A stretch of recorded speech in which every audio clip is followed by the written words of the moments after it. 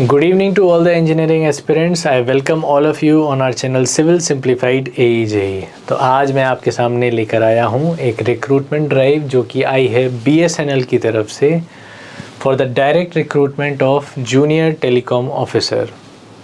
अपने स्टेट में आप अपने BSNL ऑफिस में जूनियर टेलीकॉम ऑफिसर बन सकते हैं इस रिक्रूटमेंट ड्राइव के थ्रू। तो आइए डिस्कस करते हैं कि क्या क्या टाइमलाइन है इस एग्ज़ामिनेशन की, कब क्या पूछे जाने वाला है और कब आपका एग्ज़ाम है। सबसे पहले आपका जो रजिस्ट्रेशन स्टार्ट हो चुका है 4 जून से, जो कि एंड होने वाला है 3 जुलाई को। उसके बाद आपको एक करेक्शन विंडो दी जाएगी कुछ समय के लिए, और आपका जो एग्ज़ाम है, द मोस्ट इम्पॉर्टेंट थिंग, जो कंप्यूटर बेस्ड टेस्ट आपका होने वाला है, that is tentative to be scheduled in the month of August. अगस्त के महीने में आपका ये एग्ज़ाम हो जाएगा। So all the technical aspirants जो टेक्निकल की पढ़ाई अच्छे से कर रहे हैं उनके लिए बहुत अच्छा एग्जामिनेशन है, क्योंकि इसमें 100 क्वेश्चंस जो आपके हैं 120 में से वो सिर्फ टेक्निकल बैकग्राउंड के पूछे जाते हैं।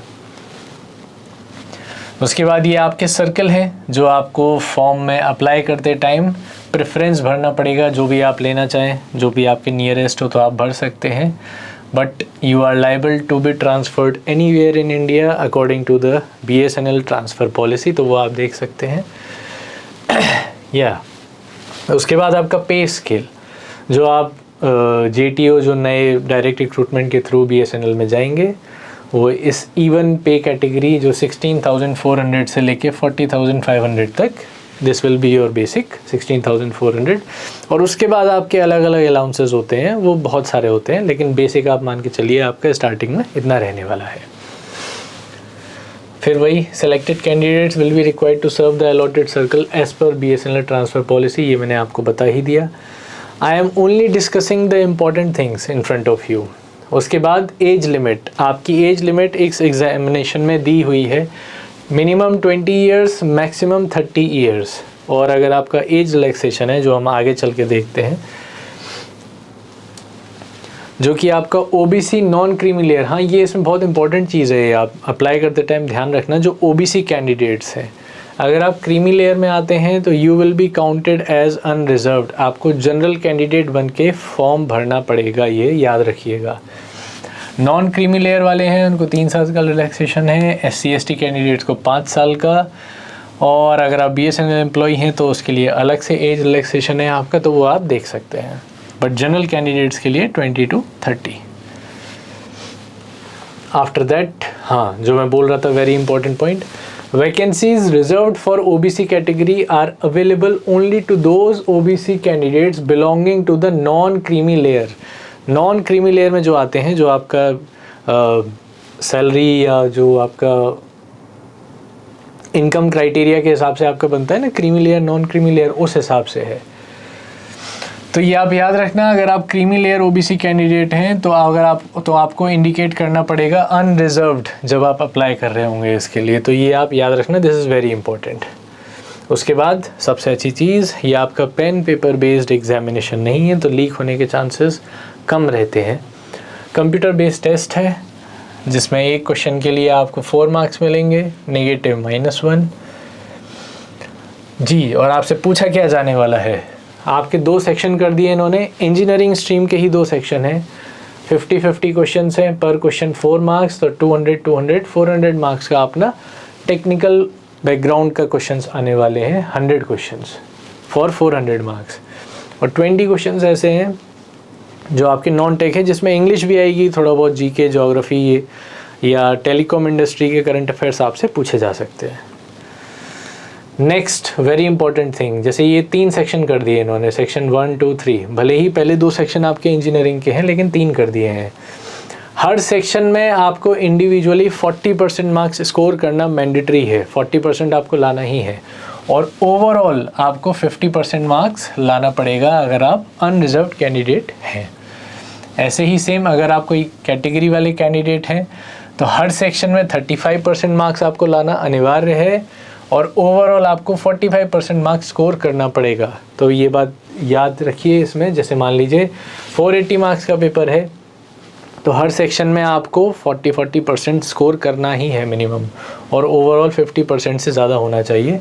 तो अगर आप जनरल कैंडिडेट हैं तो you have to score more than 240 marks, तभी आप मेरिट में काउंट किए जाएंगे। उसके बाद बॉन्ड ट्रेनिंग एंड प्रोविज़न की बात करें, आपको एक बॉन्ड साइन करना पड़ेगा। अगर आप इस डायरेक्ट रिक्रूटमेंट ड्राइव से आ रहे हैं तो 6 लाख रुपीज़ का आपको बॉन्ड इसमें साइन करना पड़ेगा for a period of 5 years. 5 साल आपको मिनिमम सर्व करने पड़ेंगे।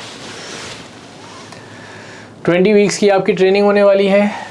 JTU फेज़ 1 ट्रेनिंग, ये बहुत इंपॉर्टेंट ट्रेनिंग है। अभी मैं आपको आगे बताऊंगा सीनियरिटी में क्यों। जो पहली 10 वीक्स वाली आपकी ट्रेनिंग है, उसके बाद फील्ड ट्रेनिंग और JTU फेज़ 2 ट्रेनिंग, ये तो बात का है। सीनियरिटी इस एग्ज़ाम की सबसे अच्छी बात, अगर आप पढ़ के अभी इस एग्ज़ाम में स्कोर करते हैं तो इट डजेंट मैटर कि आपकी एज क्या है या आपसे बड़ा कौन है छोटा कौन है।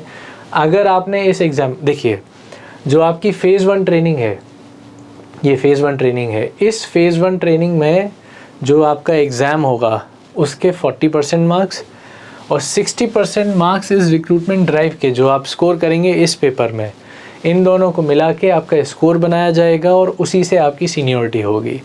तो अगर कोई बहुत यंग कैंडिडेट है और मेहनत करके इसमें अच्छे से स्कोर कर लेते हैं तो आपसे बड़े बड़े लोगों से जो आपके साथ रिक्रूट हुए होंगे, जिनसे ज़्यादा मार्क्स अगर आप लाए हैं तो उनसे ज़्यादा सीनियर आप होंगे और उसी हिसाब से आप एक एक स्केल पे बढ़ते जाएंगे प्रमोशन वाइज। तो ये इसमें अच्छी चीज़ भी है, मतलब मेहनत का फल आपको बाद में भी मिलेगा, सिर्फ रिक्रूटमेंट में नहीं। उसके बाद फॉर्म फीस के बारे में बात करें, अगर आप अनरिजर्व कैंडिडेट हैं तो 2000 रुपीज़ आपको पे करना है, का थोड़ा ज़्यादा है BSNL के स्टैंडर्ड के हिसाब से। और अगर आप रिजर्व्ड कैंडिडेट हैं तो आपको 1000 रुपीज़ पे करना है इसमें। उसके बाद कुछ ऐसा इम्पोर्टेंट जो इसमें बच रहा हो, आपका सिलेबस दिया हुआ है इसमें।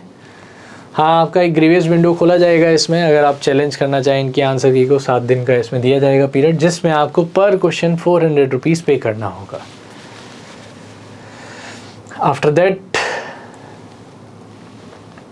एक आपका जो कंपनी का मेडिकल एग्जामिनेशन है वो आप इस वेबसाइट पे भी देख सकते हैं कि आपके क्या मेडिकल एग्जामिनेशन रूल हैं, क्या क्या देखा जाने वाला है। ऐसे ही डायरेक्ट फॉर्म मत भरिएगा, आप देखना है इसमें कि क्या क्या मेडिकल स्टैंडर्ड्स मांगे हुए हैं, तभी आप अप्लाई करना है इसको।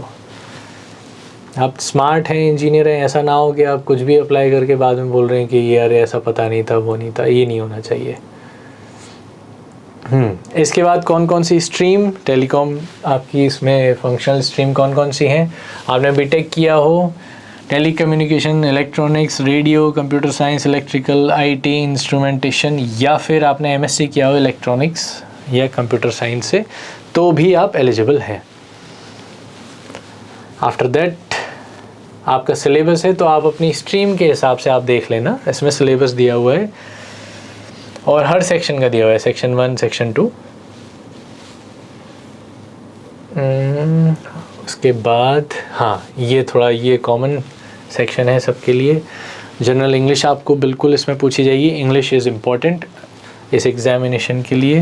हिस्ट्री ऑफ इंडिया भी पूछ सकते हैं, ज्योग्राफी भी पूछ सकते हैं, या डेवलपमेंट इन टेली कम्युनिकेशंस, उसका कोई करंट अफेयर है, 5G से रिलेटेड कोई करंट अफेयर है, 4G की कोई टेक्नोलॉजी पे कोई काम चल रहा है, वो भी आपसे पूछा जा सकता है। इसके बाद ये आपके एग्जामिनेशन सेंटर हैं, देख लीजिएगा आपके घर के पास कौन सा है, वही आप चूज़ करिएगा इसमें से। And that's all. So all the aspiring candidates जो इन सब स्ट्रीम्स में से हैं, tele communication, instrumentation, computer science, IT, electronics, radio, आप बिल्कुल जाके इसके लिए अप्लाई करें, क्योंकि इसमें आपके जो प्रमोशंस हैं वो बहुत फास्ट होते हैं। अब पहले वाला सिनेरियो नहीं है। और हाँ, आपकी पे भी रिवाइज़ होने वाली है, तो by the time you will join हो सकता है आपका पे रिवाइज़ हो जाए। तो बिल्कुल आप हमारे चैनल से जुड़े रहिए अगर आपको इसी तरह से नए नए रिक्रूटमेंट्स के बारे में जानना है।